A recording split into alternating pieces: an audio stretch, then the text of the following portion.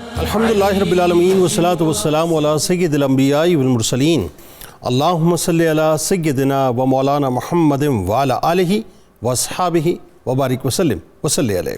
دنیا کے تمام دیکھنے والوں کو، تمام چاہنے والوں کو، تمام پیار کرنے والوں کو، اور جہاں جہاں تک اس وقت میری آواز کو سنا اور مجھے دیکھا جا رہا ہے، جنید اقبال کی جانب سے انتہائی محبت کے ساتھ السلام علیکم۔ ایک بار پھر ناظرین، آپ کو پر نور صبح نور کے ساتھ میں دل کی عطا گہرائیوں سے خوش آمدید کہتا ہوں، اور آئیے بلا توقف چلیں حضرت ابو انیس محمد برکت علیہ رحمہ کی تالیف اسماء النبی کریم صلی اللہ علیہ وآلہ وسلم سے رسول اللہ صلی اللہ علیہ وآلہ وسلم کے ایک اسم مبارک پڑھنے اور سننے کی سعادت حاصل کرتے ہیں۔ سیدنا العادل صلی اللہ علیہ وآلہ وسلم، ہمارے سردار عدل فرمانے والے، درود و سلام بھیجے اللہ آپ صلی اللہ علیہ وآلہ وسلم پر، آپ صلی اللہ علیہ وآلہ وسلم کے آل پاک پر اور صحابہ کرام رضوان اللہ تعالیٰ علیہم اجمعین پر۔ حضرت عبداللہ ابن رضی اللہ تعالیٰ عنہ بیان کرتے ہیں کہ رسول اللہ صلی اللہ علیہ وآلہ وسلم نے ارشاد فرمایا کہ جس شخص نے کسی ناحق معاملے میں اپنی قوم کی مدد کی، پس اس کی مثال ایسی ہے جیسے کوئی اونٹ کنویں میں گر رہا ہو اور وہ اسے نکالنے کے لیے دم سے پکڑ کر کھینچتا ہو، نتیجتاً وہ خود بھی اس میں گر جائے گا۔ جناب، بڑا ہی امپورٹنٹ اور ہر ایک سے ریلیونٹ موضوع ہے ناظرین، یعنی آج سورہ مائدہ کی 8ویں آیت پہ بات کریں گے۔ اعوذ باللہ من الشیطان الرجیم، بسم اللہ الرحمن الرحیم۔ انصاف کرو، یہ پرہیزگاری کے زیادہ قریب ہے۔ یہ ایک ٹکڑا ہے ناظرین اس آیت مبارکہ کا۔ بات یہ ہے ناظرین، پہلے تو اس بات کو کیٹیگوریکلی اپنے ذہن میں رکھ لیجئے کہ اسلام بنیادی طور پہ وہ معاشرہ چاہتا ہے جہاں انفرادی طور پہ بھی عدل و انصاف کا نظام ہو اور اجتماعی طور پہ بھی عدل و انصاف کا نظام ہو، یعنی کسی بھی طور سے اسلام وہ معاشرہ چاہتا ہی نہیں ہے کہ جہاں پر ظلم ہو، جبر ہو یا کسی بھی قسم کی ناانصافی ہو۔ عام لوگوں کی نظر میں ہو سکتا ہے اور یقیناً ہوتا ہے کہ حکومت کا مقصد یا اقتدار کا مقصد یا یوں کہیے کہ منصب قضا کا مقصد جو ہے وہ بنیادی طور پر عیش و عشرت ہو یا لذت طلبی ہو یا دنیا ہو یا یوں کہیے کہ پاور کا جو ایک نشہ ہوتا ہے وہ بنیادی طور پہ ہو۔ لیکن جو اللہ کے نمائندے ہوا کرتے ہیں نا، جو اللہ کے نمائندے ہوا کرتے ہیں، ان کا مقصد بنیادی طور پہ معاشرے میں عدل و انصاف کا قیام ہوتا ہے، لوگوں کو سرو کرنا ہوتا ہے اور اللہ کی رضا بنیادی طور پہ ہوتا ہے۔ میں آپ کو ایک واقعہ بتلاتا ہوں صاحب، بڑا کمال واقعہ ہے صاحب۔ حضرت ابن عباس رضی اللہ تعالیٰ عنہما ایک مرتبہ مولا کائنات مولا علی کرم اللہ وجہ الکریم کی خدمت اقدس میں تشریف لائے، تو آپ دیکھتے ہیں کہ مولا کائنات اپنی مبارک پاپوش کو سی رہے، بہت پرانی ہو چکی تھی، پھٹ چکی تھی، تو اس کو وہ سی رہے تھے اپنے دست مبارک سے۔ مولا کائنات نے سوال کیا کہ ابن عباس یہ بتاؤ کہ اس جوتے کی تمہارے نزدیک کیا قیمت ہے؟ عرض کیا کہ کچھ بھی نہیں۔ تو معلوم ہے آپ علیہ السلام نے کیا فرمایا؟ آپ علیہ السلام نے فرمایا کہ میری نظر میں اس حکومت و ریاست کی اس حکومت و ریاست کی قدر و قیمت جوتے سے بھی کمتر ہے، جوتے سے بھی کمتر ہے، مگر یہ کہ حکومت کے ذریعے میں عدالت نافذ کروں، حق کو قائم کر سکوں اور باطل کو مٹا سکوں۔ یہ ہے بنیادی طور پہ نظریہ ناظرین، جسے قرآن پاک نے بہت واضح طور پر کھول کر بتلا دیا کہ جب لوگوں میں فیصلہ کرنے لگو تو انصاف سے فیصلہ کیا کرو۔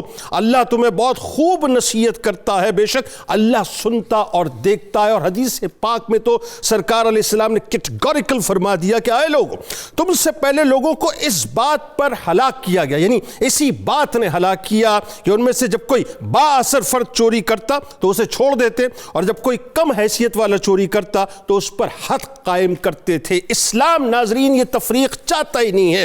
آپ غریب ہوں، آپ امیر ہوں، آپ عرب کے ہوں، آپ عجم کے ہوں، آپ کالے ہوں، آپ گورے ہوں، آپ کا سٹیٹس بہت اعلیٰ ہو، آپ بہت پاورفل انفلوئنشل ہو یا آپ کمزور ترین آدمی ہو، انصاف کی بات کرتا ہے اسلام۔ بنیادی طور پر انصاف جو ہے ڈور اسٹیپ پر پہنچنا چاہیے۔ سرکار علیہ السلام نے فرمایا کہ اللہ کی حدود یعنی دور و نزدیک سب پر قائم کرو اور کہیں تمہیں لوگوں کی ملامت اس عمل سے نہ روک دے۔ ایک اور جگہ فرمایا کہ حدود الہی میں سے کسی حد میں جس شخص کی سفارش حائل ہو گئی تو وہ اللہ کے حکم میں اللہ کی مخالفت کرنے والا۔ اور ایک اور جگہ سرکار علیہ السلام نے بہت کیٹیگوریکل فرما دیا کہ جو قوم عدل و انصاف کو ہاتھ سے جانے دیتی ہے تباہی اور بربادی، سن لیجئے صاحب، تباہی اور بربادی اس کا مقدر بن جایا کرتی ہے۔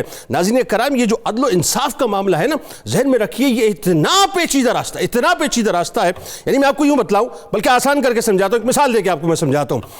ایک مرتبہ حضرت عمر فاروق رضی اللہ تعالیٰ عنہ، اب ظاہر ہے آپ کا تقویٰ کیا عالیشان تقویٰ کہ شیطان جو ہے وہ اپنا راستہ جو ہے وہ چھوڑ دیا کرتا تھا۔ آپ نے حضرت کعب الاحبار رضی اللہ تعالیٰ عنہ سے ایک سوال کیا۔ سوال یہ کیا کہ یہ بتلائیے کہ یہ تقویٰ بنیادی طور پہ کیا ہے۔ اب جواب سنیے کیا تھا، جواب میں پھر سوال ہو گیا۔ سوال یہ ہوا کہ آپ یہ بتلائیے کہ آپ نے کبھی خاردار راستے پر سفر کیا ہے؟ فرمایا ہاں۔ تو عرض کیا کیسے سفر کیا ہے؟ فرمایا دامن کو بچا کر. فرمایا بس یہی تقویٰ ہے.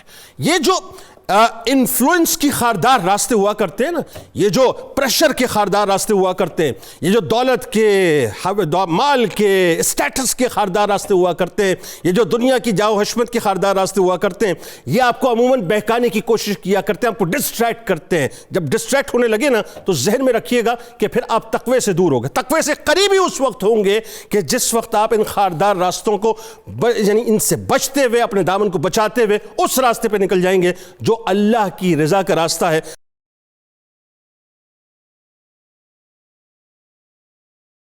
صرف اگر میں اس آیت مبارکہ پہ گھنٹوں آپ سے چاہوں گفتگو کرنا تو میرا خیال ہے آپ گفتگو کرتے چلے جائیں گے، بات ختم نہ ہوگی پروفیسر صاحب. لیکن پریسائزلی آئیے ذرا اس آیت مبارکہ کا جو ایک خاص ٹکڑا ہے کہ انصاف کرو، یہ پرہیزگاری کے زیادہ قریب تر ہے. تو یہ جو معاملہ ہے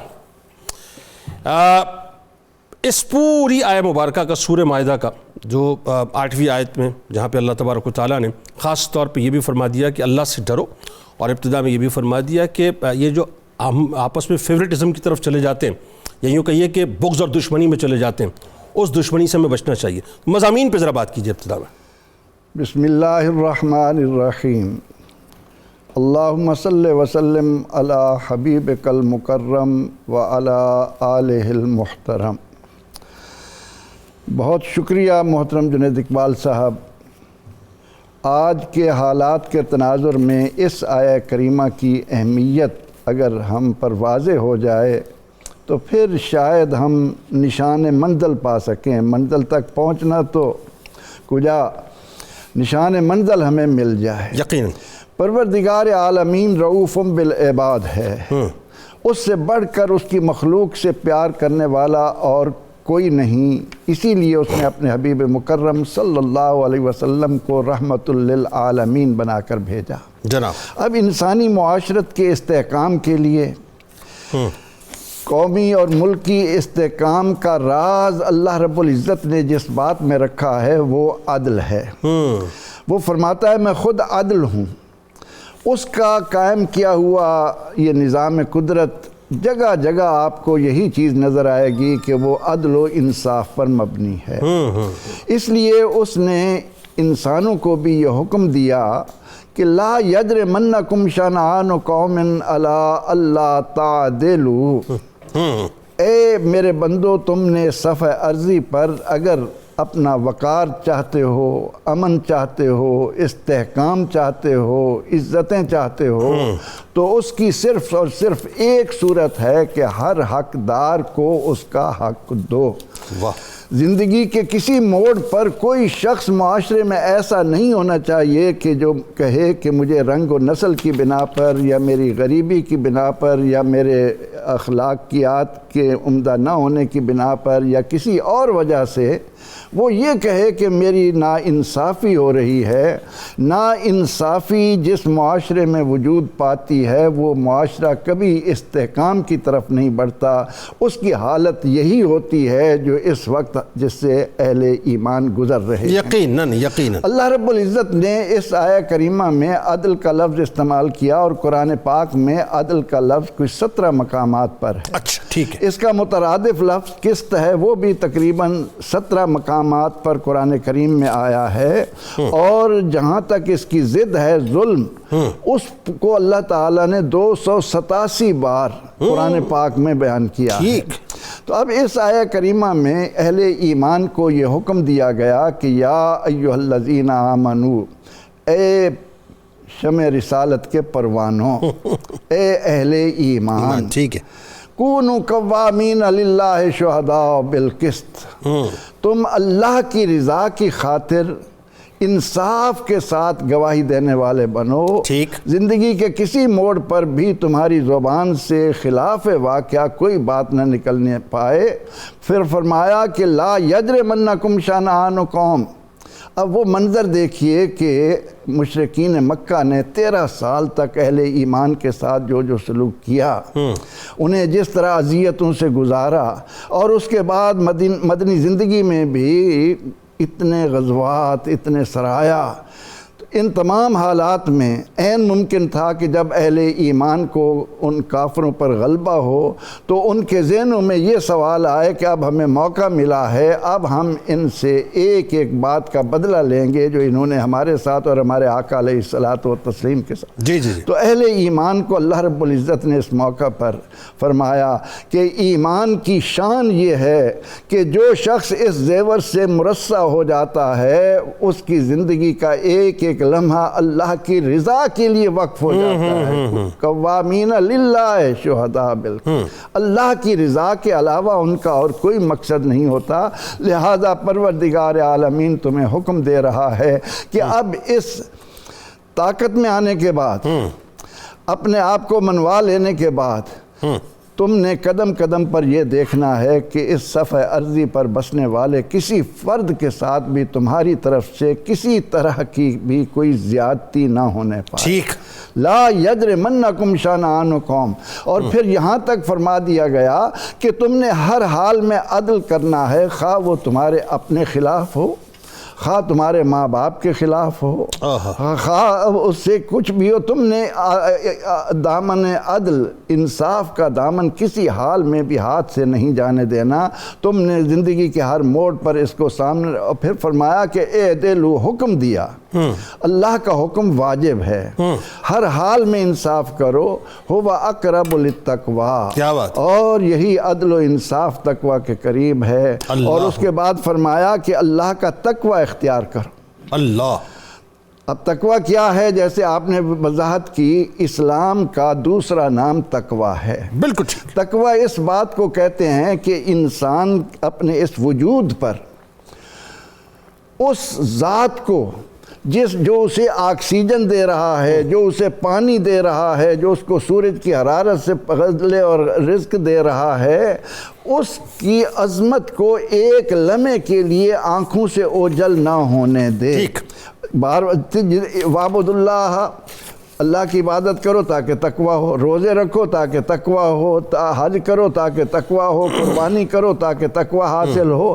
تو تقوی اسلام کا دوسرا نام ہے، اور اس آیہ کریمہ کے ذریعے ہمیں بتایا گیا کہ اللہ کی عظمت کا حقیقی تصور انسان کی ذات پر اس وقت قائم ہوگا جب وہ اپنے آپ کو اس کی عظمت کو سامنے رکھ کر اس کی نافرمانی سے بچائے رکھے گا۔ اور اس کی ایک صورت یہ ہے کہ جب تمہیں عدل کرنے کا موقع ملے، اذا حکم تم بین الناس فاحکم بالعدل، جب لوگوں کے درمیان بھی فیصلہ کرو تو عدل کے ساتھ کرو، عدل سے نہ ہٹنے پائے۔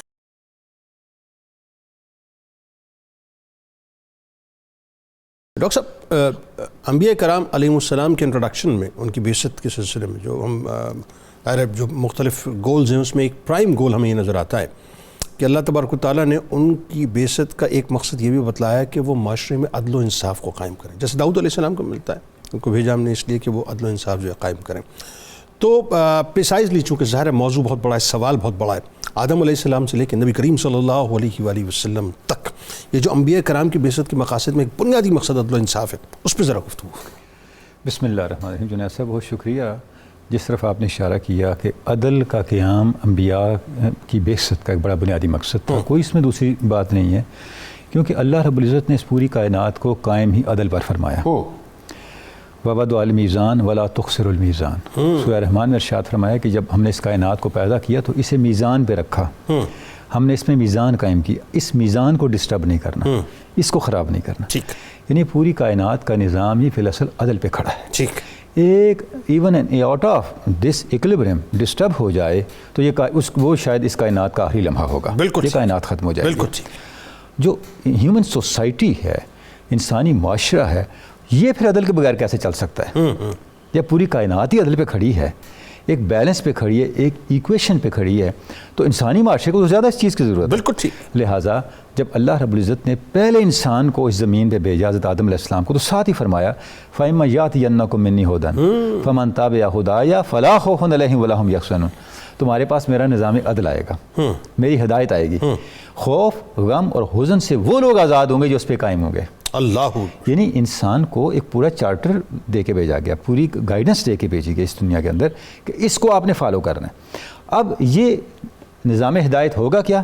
انبیاء کرام جتنے بھی انبیاء کرام آئے 1 لاکھ سے زائد وہ اسی نظام کی توضیح و تشریح کرنے کے لیے آئے۔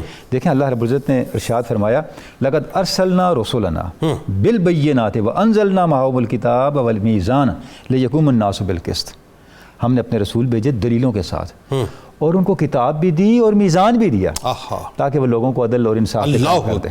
اب دیکھیں سب انبیاء کا ذکر ہوا، یعنی میں نے حیث الکل ذکر ہوا، طبقہ انبیاء کا اللہ پاک نے ذکر فرمایا کہ ہم نے طبقہ انبیاء کو 2 چیزیں دے کے بھیجا، کتاب اور میزان۔ کتاب ہدایت ہیں اور میزان ان کا نفاذ ہے۔ بالکل ٹھیک۔ جب آپ کتاب پہ قائم ہو جاتے ہیں تو اس سے کیا ہوتا ہے کہ آپ نظام عدل پہ قائم ہو جاتے ہیں۔ کوئی انبیاء کرام کے آنے کا مقصد کیا تھا؟ انسانیت کو عدل سے متعارف کروائیں، انسانیت کو عدل کی ڈیٹیلز دیں، انسانیت کو عدل پہ خود قائم ہو کر دکھائیں، نمونہ عمل قائم کریں اور انسانیت کے سامنے اس حقیقت کو اسٹیبلش کر دیں کہ ان کی بقا صرف اور صرف عدل پر چلنے میں۔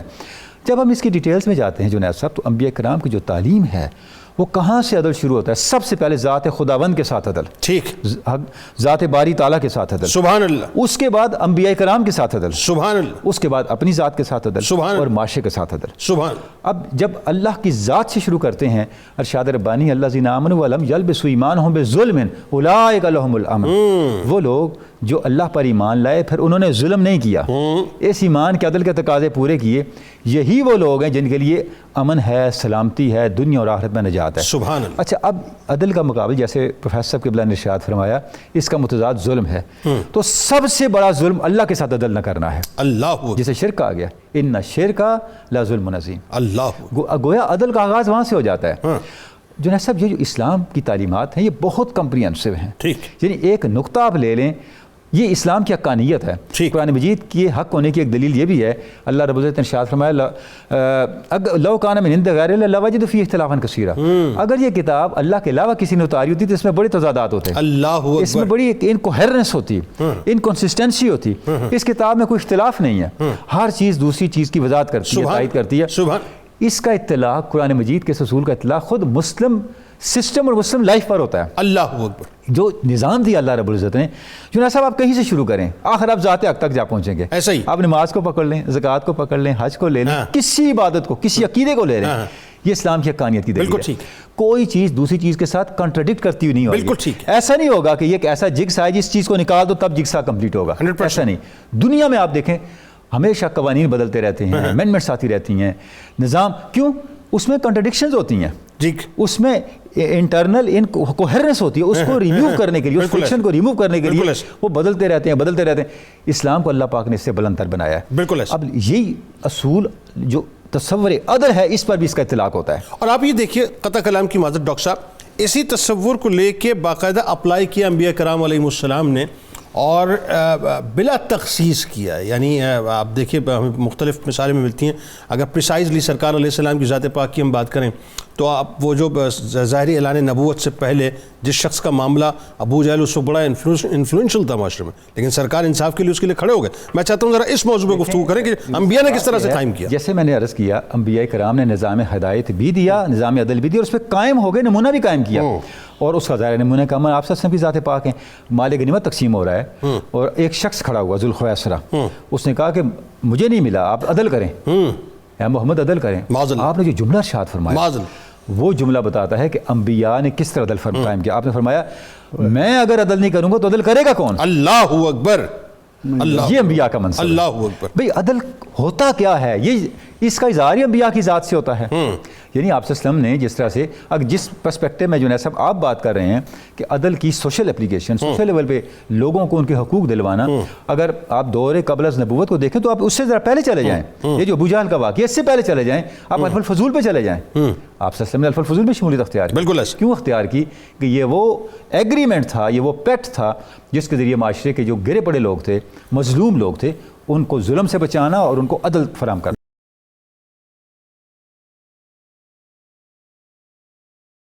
انبیاء کرام کے حوالے سے گفتگو ہوئی، اس کا ایک مقصد بنیادی طور پہ یہ تھا کہ ہمیں پہلے ہی سمجھ آ جائے کہ اللہ تبارک و تعالیٰ نے جو اپنے چنیدہ بندے، یعنی انبیاء کرام تو ٹاپ آف دا لائن ہے نا، ان کو جو مختلف قسم کے ٹاسک دیے، ان میں جو پرائم ٹاسک تھا وہ عدل و انصاف کا قیام تھا۔ اب اس کا مطلب یہ ہوا کہ معاشرے کی سطح پر جب ہم آ کے بات کرتے ہیں اس کا ٹرکل ڈاؤن ایفیکٹ جو ہے ہمیں معاشرے کے اندر نظر آنا چاہیے، چاہے وہ آگے جا کے ہم بات کرتے ہیں منصب قضا پہ، یعنی جو لوگ مطلب منصب منصفی پہ بیٹھے ہیں ان کی ذمہ داریاں کیا ہیں، لیکن اس سے پہلے ایک پورشن ہے وہ ہے شہادت کا. صحیح اور سچی شہادت، اس کی جو اہمیت ہے بنیادی طور پہ ذرا پروفیسر صاحب یہ بتلائیے، کیونکہ بدقسمتی کے ساتھ آج بھی ہم یہ دیکھتے ہیں، آپ کورٹ میں چلے جائیے صاحب، لوگ کرائے کے کھڑے ہوئے ہوتے ہیں، چند روپے ان کے ہاتھ میں دیجئے، پہلے تو 50 روپے ریٹ ہوتا تھا، آج پتہ نہیں کیا ریٹ ہے، حلف کے اوپر جو ہے وہ قرآن پاک پہ ہاتھ رکھ کے معاذ اللہ جو چاہے گواہی لے لیں. تو سچی شہادت کی اہمیت اور اس کی ذرا فضیلت بتلائیے. جنید صاحب، اس میں پہلی بات تو یہ ہے کہ رب العالمین نے اپنے بندوں کو حکم دیا کہ کونوا قوامین للہ شہداء، کہ انصاف کے ساتھ گواہی دینے والے بنو. ٹھیک. تو ایک بندے کے لیے تو اتنی بات کافی ہے کہ میرا پیدا کرنے والا اس بات کا حکم دے رہا ہے تو میں اس پر کاربند رہوں. پھر اللہ رب العزت نے رحمان کے بندوں کی صفات بیان کرتے ہوئے واضح طور پر فرمایا کہ لا یشہدون الزور، وہ جھوٹی گواہی نہیں دیتے. اب جھوٹی گواہی کی معاشرتی زندگی میں اہمیت یہ ہے کہ البینۃ علی المدعی والیمین علی من انکر، یہ فیصلے کا ایک یعنی فارمولہ قرآن کریم نے، سنت رسول صلی اللہ علیہ وسلم نے ہمیں عطا کیا کہ جو مدعی ہے وہ گواہ دے، وہ گواہی لائے، اور جو گواہ نہیں لایا جا سکا تو جس پر دعویٰ کیا گیا ہے وہ قسم اٹھا لے. اس پر فیصلہ ہوتا ہے. ٹھیک. اب زندگی کے معاملات اتنے وسیع ہیں کہ ان کو پورا کرنے کے لیے جب تک اس بنیادی شرط کی اہمیت کو نہ سمجھا جائے کہ جب تک گواہی صحیح نہیں ہوگی اس وقت تک مقدمات عدل پر مبنی نہیں ہوں گے. ٹھیک. اور یہی وجہ ہے کہ ہم نے غلامی کے ایام میں اپنے اسلاف کی عادات کو ترک کر کے سب سے بڑی بری چیز جو اپنے گلے میں ڈالی وہ زبان کا جھوٹا ہونا، جھوٹی گواہی دینا. ہم نے اس بات کو مد نظر ہی نہ رکھا کہ نبی رحمت صلی اللہ تعالی علیہ وسلم نے فرمایا کہ مومن سب کچھ ہو سکتا ہے لیکن جھوٹا نہیں ہو سکتا. اللہ اکبر. مومن جھوٹا کبھی نہیں ہوگا. پھر آپ صلی اللہ علیہ وسلم نے جب ہمیں اس بات کی تعلیم دی کہ اس دنیاوی زندگی میں بڑے سے بڑے گناہ کیا ہیں، الا اخبرکم باکبر الکبائر، کیا میں تمہیں بڑے بڑے گناہوں کی خبر نہ دوں؟ اب اس میں فرمایا کہ سب سے پہلے الاشراک باللہ، اللہ کے ساتھ شریک ٹھہرانا، پھر فرمایا کہ ماں باپ کی نافرمانی کرنا، اور اس کے بعد فرمایا کہ قول الزور اور شہادت الزور.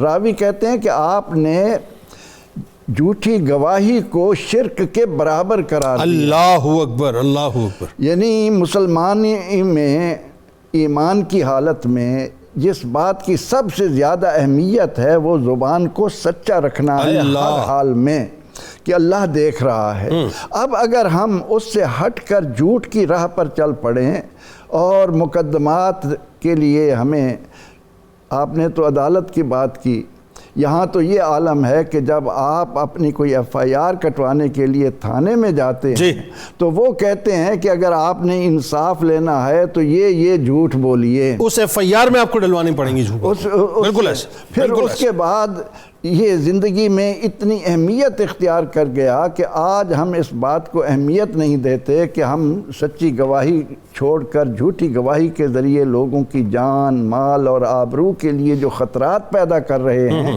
ان کی وجہ سے ہمارا معاشرتی استحکام خود غرضی کی طرف گیا، مفاد پرستی کی طرف گیا.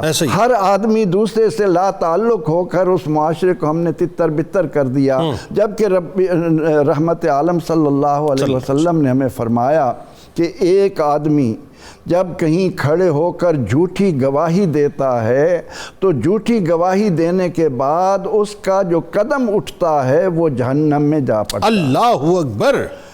یعنی جھوٹی گواہی دینے کے بعد ہم نے قدم پہلا اٹھایا وہ گھر کی طرف نہیں آ رہا، وہ جہنم کی آگ کے حوالے ہم کر رہے ہیں اپنے آپ کو. یعنی بہت سے لوگ صبح شام صرف جھوٹی گواہی دیا کرتے ہیں، بلکہ بہت سے لوگوں کا تو دھندا ہی صرف یہی ہے، کاروبار ہی یہی ہے صرف. یعنی ہمارے چاہے وہ سیاسی کاروبار لے لیں یا ویسے لے لیں، مطلب کاروبار ہی یہی ہے ان کا. یعنی جس معاشرے کو حکم ملا ہو کہ تم بیویوں کے ساتھ عدل کرو، تم اپنی اولاد میں عدل رکھو اور تم ان کو اچھی باتیں سکھاؤ۔ آج ہماری تربیت یہ ہوتی ہے کہ میں گھر میں بیٹھا ہوتا ہوں، باہر سے آ کر کوئی آدمی آواز دیتا ہے، میں کہتا ہوں کہ ان سے کہہ دو میں گھر پر نہیں ہوں۔ بالکل۔ اس گھر کی تربیت ہی جھوٹ پر مبنی ہو اور اس کو یہ معلوم ہو کہ جب تک میں جھوٹ نہیں بولوں گا مجھے میرا حق نہیں ملے بالکل گا، ایسا ہے۔ تو وہ ہمیں تباہی اور بربادی کی طرف لے جاتا ہے۔ اسی لیے نبی اکرم رحمت عالم صلی اللہ علیہ وسلم نے اپنے معراج کے مشاہدات کے اندر بھی یہ بات بتائی کہ مجھے کچھ لوگ ایسے دکھائے گئے جن کی زبانیں فرشتے آگ کی کینچیوں سے کاٹ رہے تھے۔ میں نے کہا جبریل یہ کون ہے یا رسول اللہ صلی اللہ علیہ وسلم؟ یہ آپ کی امت کے ایک تو واعظ ہیں جن کی زبانیں لوگوں کو جوڑنے کی بجائے، اور دوسرے وہ لوگ ہیں جو اپنی زبان کی حفاظت نہیں کرتے تھے۔ ایک بزرگ سے جب یہ سوال ہوا کہ ہمیں اسم اعظم کا پتہ دیں، اسم اعظم کا نشان دیں، تو فرمایا دو کام کر لو، ایک زبان کو سچا رکھو، دوسرا لقمہ حلال۔ ایک بزرگ کے ہاتھ شیطان لگ گئے تو کہنے لگے کہ مجھے یہ بتا میں تیرے جیسا کیسے بن سکتا ہوں؟ اس نے کہا یہ سوال میں نے آج تک کسی سے نہیں سنا، لیکن انہوں نے اتنا اصرار کیا، جب وہ مطمئن ہو گیا شیطان کے واقعتاً یہ میرے جیسا بننا چاہتے ہیں، تو کہنے لگا کہ دو کام کرو، جھوٹی قسمیں کھاؤ اللہ، اور اس کے بعد نماز ترک کر دو۔